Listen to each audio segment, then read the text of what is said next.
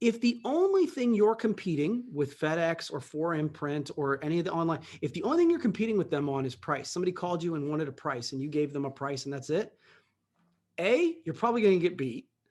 And B, you deserve it.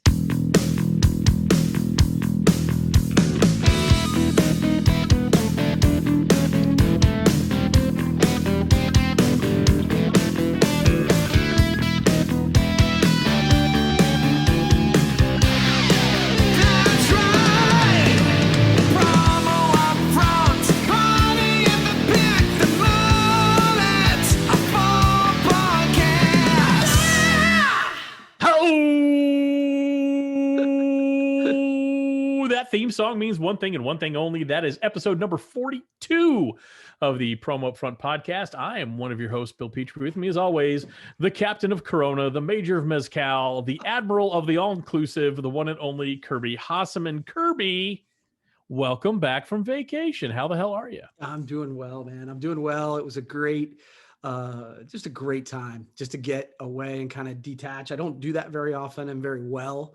Really tried to take the time to do that. So that was really welcome. And it is funny because you jump back in and you know how it is. It's like all of a sudden I've stacked more in this week than I did in the previous 3 weeks. So it's right back at it. So it's good. How about you?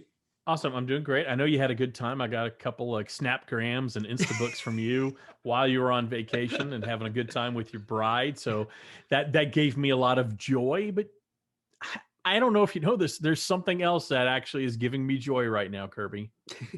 I'm almost afraid to ask. Well, it's really our pals over at Promo Pulse. Well, of course. Okay. Yes. Oh, so much joy in the industry. I mean, we've talked about where you get your ideas and from the industry ideas, your information, your imagination, your inspiration. Where do you get that? Well, most people should be getting that at Promo Pulse. It's that one-stop app. We've talked about it. You can download it at Google Play or the App Store if you're an Apple user. And it's really your one-stop shop with everything promotional, right? It's convenient, easy to use. It's got that personalized experience. But what people don't realize, Kirby, is the genius behind it. And I know you know Jason Noakes, who is president and the president owner, the major domo over there at Promo Pulse. He's been an industry innovator from day one, and I know you're a big fan as well.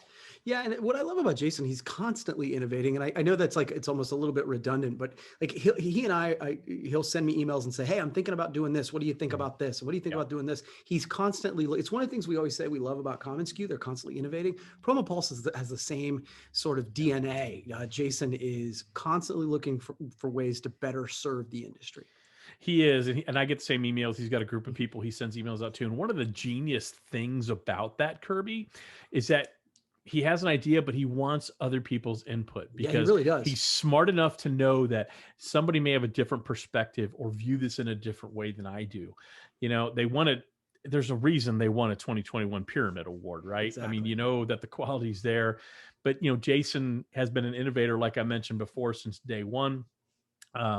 He created the industry's first online ordering website that won PPAI Web Awards way back when.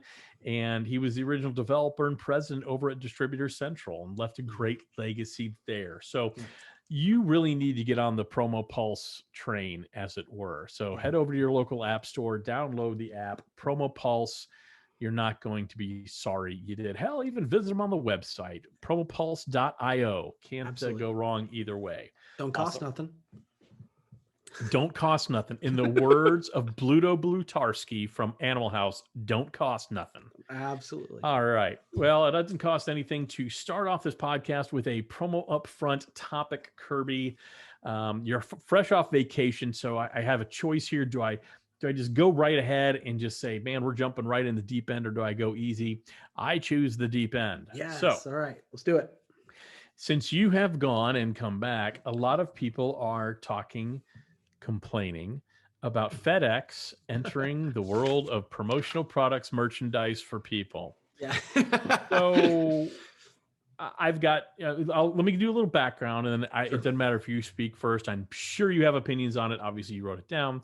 So, I mean, it's really sort of they really haven't joined the promotional products industry. Makes for great headlines, but it's really a pass through for Harlan Clark. It's the same thing Costco is doing. It's the same thing Walmart is doing. So they're really kind of just a vehicle for Harlan Clark to sell promotional products through FedEx. What they're focusing on is, and there's a quote from the press release, if I may read that, Kirby. It's they're focused on small to mid-sized business customers as they are looking for solutions that will keep their brand top of mind as they reopen and work to re-engage with their customers and drive revenue. Man, public relations people just whip me to no end when they write this crap, but okay, we got it. But the products are basics. It's apparel, drinkware, bags, office supplies, food, toys, writing instruments, also PPE, which is a little interesting. So I can go and give some opinions. You can go. How do you want to do this, Kirby? You're off vacation. I don't want to stress you out. I'll go. And then I'd love to go. I will be curious to see what you have to say. Anytime something like this happens. So first of all, it was Harlan Clark. Harlan Clark. Good for them, right? Like they're creating a partnerships that adds value to them, add value to their partner. If I were able to swing that, I would do that. I think that's great for them. The idea that people get up in arms every time something like this happens is always laughable to me. I actually think it was Nathan Bailey who I saw somebody commenting. He said, look, if you are worried about FedEx stealing your business, then you're not really providing any value. This is, to me, this is a thing that FedEx or Harlan Clark is going to provide value to people who have nobody else who is filling the need for them. And so that's great. It's solving a problem, but it's a thing that we actually talk about here. And it's a thing that I think all salespeople, all entrepreneurs fall into sort of a lazy thinking a little bit. It's almost like people owe you the business, and they don't. Like if the only thing you're competing with FedEx or 4imprint or any of the online, if the only thing you're competing with them on is price, somebody called you and wanted a price and you gave them a price and that's it, A, you're probably going to get beat, and B, you deserve it because you haven't provided any additional value. Why wouldn't they go with the lowest price? So if you are freaked out about FedEx entering this, then in my opinion, you need to rethink your own business. You need to look in the mirror. I find it very interesting that people get offended that somebody else is taking business that they didn't even know was out there. Yeah. Clearly FedEx in Harlan Clark via FedEx is serving a clientele you weren't servicing. Yeah. They didn't know you existed. So is your marketing good? Maybe, maybe not. Right. The other thing that, I think what you said, so many times in our industry, distributors especially have a very bad habit of, oh no, the sky is falling. Right. A big name like FedEx is involved. That's just terrible for the industry. I don't think so. However, I will push back slightly. Okay. These type of partnerships are happening more and more often. Yeah. And if you don't pay attention, you're going to get left out. What I mean by that is, look, Amazon still hasn't figured out 100% promotional products yet, or else they would dominate. They dominate everything else they figured out. Yeah. Costco hasn't figured it out with their partnership. Walmart hasn't figured out. Maybe FedEx, maybe that's the right partnership. Staples hasn't figured it out. They have obviously their big promotional products organization, but they haven't figured it out through the actual retail stores. I guess my point in all this is someone will figure this out. Right. So I think here's how I would operate as a distributor. I wouldn't focus on it, but I'd watch and see how actually it works. But in the meantime, I'd focus on my business and figure out, okay, what they're really doing is they're reducing friction. Yeah. I'm already at FedEx. I can get some very basic promotional products. Yeah. That's what they're doing. So how do you look at either your current clientele, or you look at your target audience, say, how can I make it easier for them to A, know I exist, B, prefer me if they know I exist and know my competitors exist, and C, make that as easy as possible for them to get what they want at the best price available. Those are the ones who will win. Sure. Absolutely. So the whole sky is falling thing, like you look in the mirror, focus on your own better. business. Do better. It's funny because we had this conversation internally where somebody said, this was literally this Monday. And one of my sales team was like, this one client, they call and they need a quote in 24 hours, but then they took a month to make a decision and all this. It's called the client prerogative. Yeah, I get it. But it was one of those moments where I said, well, did you, like, they wanted a specific thing, but he didn't ask any questions. He just sent the quote. And That's I'm like, the problem right there. Right, exactly. 100%. I'm like, this is why we give value, is we're able to guide them to, okay, we'll give you what you want, but I'm going to give you 2 or 3 other suggestions that might fit your budget better. It might actually serve because that's the value piece that we get. I said, did you provide them virtuals? Did we provide them specs? Did we do this? Did we do that? Because if we didn't, then we don't deserve the business. We just don't. I'll succinctly, hopefully, crystallize your thoughts and words, because what you said is absolutely perfect. Did you give them any other reason to interact with you other than giving them exactly what they wanted? Right. Because if you want to be Burger King, that's cool. Give it to them their way. Yeah. If you want to do something special, if you want to create an actual bond between you and the client, ask some questions. Yeah, you're going to get rebuffed from time to time, but ask some questions. Why? How? Who? When? Where? Does it make sense? What are your goals? What do you want the audience to feel? Ask those questions. FedEx isn't going to do that. Yeah. Okay. And again, that's fine. You know what I mean? Like, that's where we'll win some of those. They'll win some of those. Yeah. But here's the thing. That's the same people who complain always about foreign imprint. Oh my gosh, they're advertising on TV. That's so unfair. If I had a bunch of money, I'd advertise on TV too, if I thought it was going to move my target audience to action.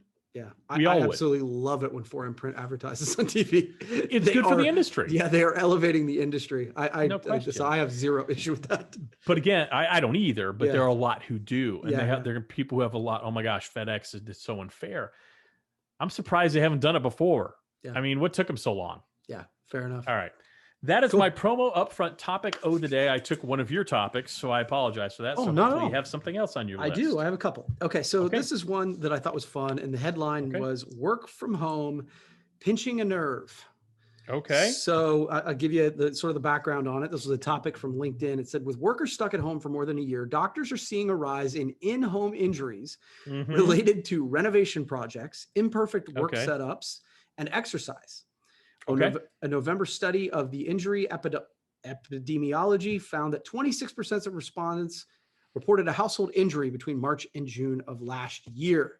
Okay. So number one, you are obviously working from home. Did you run into any of that sort of thing? And B, are you surprised? So how many of my injuries can I blame on age, and how many of them can I blame on working from home? I don't know. I can't think of one. I mean, no, I don't. I think that's a weird. No, I don't buy that. I mean, I think I was with you on this, by the way. I think there's a certain restlessness for those of us who were in an office and are now at home. Now, I've worked at home before, so it wasn't like this horrific transition. And I know for some people it has been. It's like, I've been going to an office for 30 straight years. I have no idea what to do here. Fine, right. I get that. I think what it has to do with is just more restlessness of the pandemic. So I wouldn't blame it on working from home as much as when I am home and not working, I don't know what to do. So no, I've not had any work from home injuries. So I think the second question was what to do about it. Nothing, not a problem. So I actually, when I read this, I was like, I kind of figured you'd have that. I mean, maybe. And I actually do understand sort of the work setup piece, I guess. If you are not used to working from home and you're not set up for that and the office is taking care of that, okay, you might have some back-related issues or something. But I actually think that the increase in injuries between March and June of last year coincided nicely with an increase in alcohol sales. I was about to say, that's a good, the good people, Jack Daniels, would concur with you. Absolutely, it's what it is. Yeah, so anyway, I thought that was fun. No, it's a great topic. It's a great topic. And what it reminds me of is how important promotional products are in our world today, especially with the pandemic. I'm kind of hoping, Kirby, right there at your desk that you remembered. So I'm going to keep talking as I've got it for a promotional product. Now, is there a promotional product that's, I don't know, tickling the Kirby fancy today? Quite literally. Yeah, so actually this one came up because I was working on a project for some ideas for a client and they were getting ready to, they've acquired a new company to come under there, and they wanted to do a party to welcome the new staff in. And this was an idea that I gave them. This is a piece from Maple Ridge Farms. I'm not sure if you can see the logo, but this is Jelly Bellies, right? And so I thought this is a fairly inexpensive $250 item that, right away kind of welcomes people in. It's good for trade shows. It's good for events. We did it. This is with the masterclass logo. So we did it as hey, you're doing an in-home conference or an in-home meeting, a little bit of a sugar boost. And so I think this is a really cool piece. I've got them at the ready on the regular basis. So. I actually love those too, because little food items like that, little food merchandise like that, immediately puts someone in a better mood. Yeah, immediately, without question. All right. So speaking of moods, Kirby, are you familiar with this? Okay. Miller Lite has the one-sleeved Vax Time Tees. Have you seen these? I have not. Okay. So it is a one-sleeved T-shirt. You can either get a sleeveless left or a sleeveless right. Okay. The chest says, "Get vaccinated. It's almost Miller time." They're selling it for $10. And I love this. This is my favorite part of this. All proceeds will support the United States Bartenders Guild. Nice. Miller will match up to $50,000 of that. And I love it because it's just one of those great ways that promotional products are not only trying to help convince people to get vaccinated who may be a little reluctant, but it keeps small businesses alive. How many, the bar business, the restaurant business is a tough business in the best of times. Yeah. And then, you tell people you can't go to your local watering hole and have a cold one. That devastated a lot. I absolutely love this. I think it's absolutely brilliant. I don't know if there's a lot of discussion here because I have a feeling you'll agree, but what a cool thing to do. So this reminds me, we've talked about this several times on this podcast, that one of the things that came out of this last year is I felt like there was more and more, because we needed to reach customers. We needed to create marketing. So more and more companies did very creative, cool branded merchandise pieces that not only told the story, like, again, we're smiling as you talk about that raised money, that did good in the world, did brand good, I think is the term. And so that and the idea of the left sleeve, it actually reminds me of the alphabroder April Fool's joke that they were selling sleeveless. Yeah, that was their new product for April Fool's Day, and so maybe it's partnered with them. I think that's really fun. You know what? I think you hit something that made me. I just realized something. I think one of the good things, and look, in the worst situation, there's always good things that come out of it. Of course, yeah. In the pandemic, when you look at the promotional products industry, I think companies, maybe for the first time, and if it's for the second or third time it's being enforced, they realize how much promotional merchandise can really create a bond and a connection between a brand and a company and an individual, unlike any other advertising vehicle. Yeah.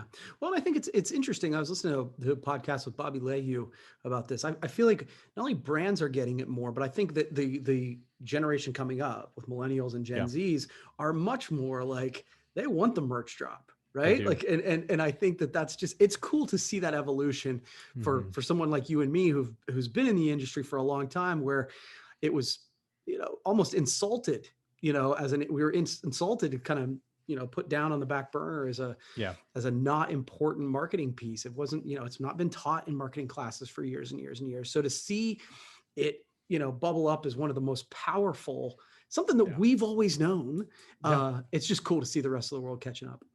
Absolutely. You got another topic for us, or do I need to pitch in here? I've got one more, and this one might be a quick one.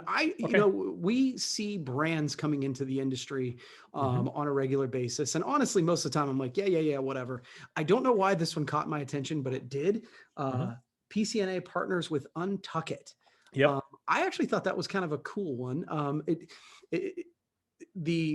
Because I think, me, I'm not a giant brand fashion guy. Right. For whatever reason, Untuckit is something that I have had clients repeatedly ask me for. And I know that there's been different brands in our industry who've tried to do it, but this was one that I thought, again, this one was one that I thought had some wheels. I'm curious to see what you thought.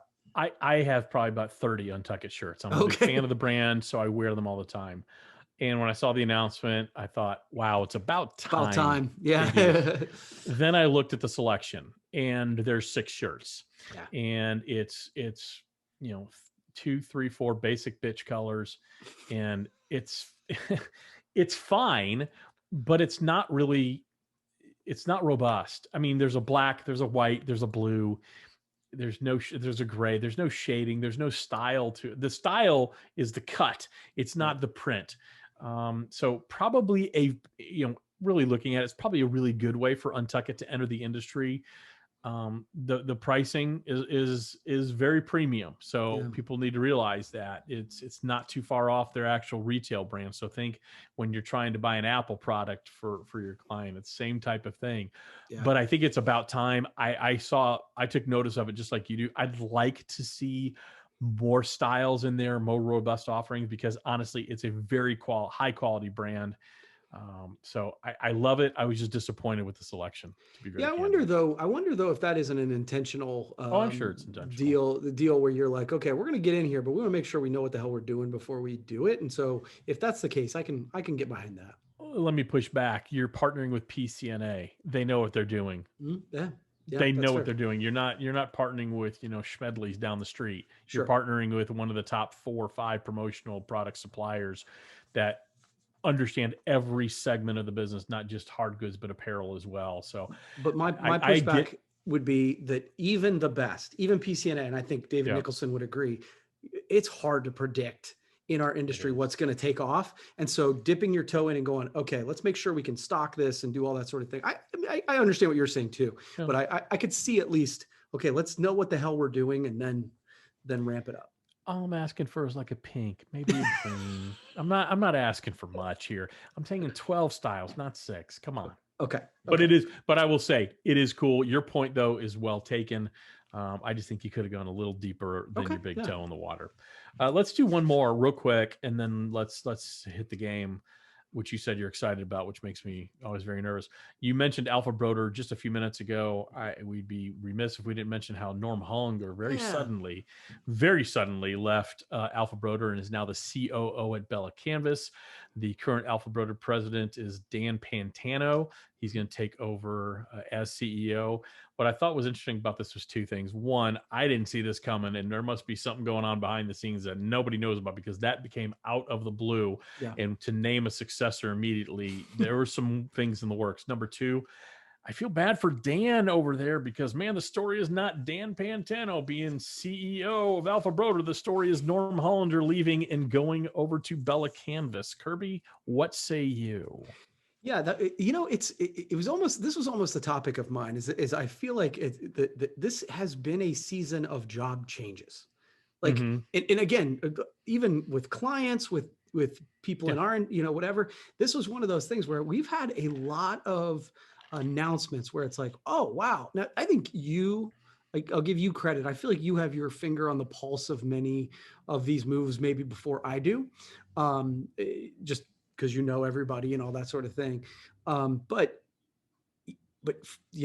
so many of these catch me off guard. So this was one that definitely caught me off guard. And whenever you say it catches you off guard, I'm like, oh wow, okay. Yeah, I was really caught off guard by it. And I've served on like committees and things with Norm and things like that, but just really surprised me. He's definitely going to do great things at Bella+Canvas. I mean, he'll kill it over there as COO. So good for them. And I'm sure Dan Pantano, I don't know Dan, I'm sure he'll do a great job at alphabroder. He's been there a while. So That's cool. All right, speaking of being there for a while, we've been here for a while on this podcast. Kirby, is now time for the Party in the Back section.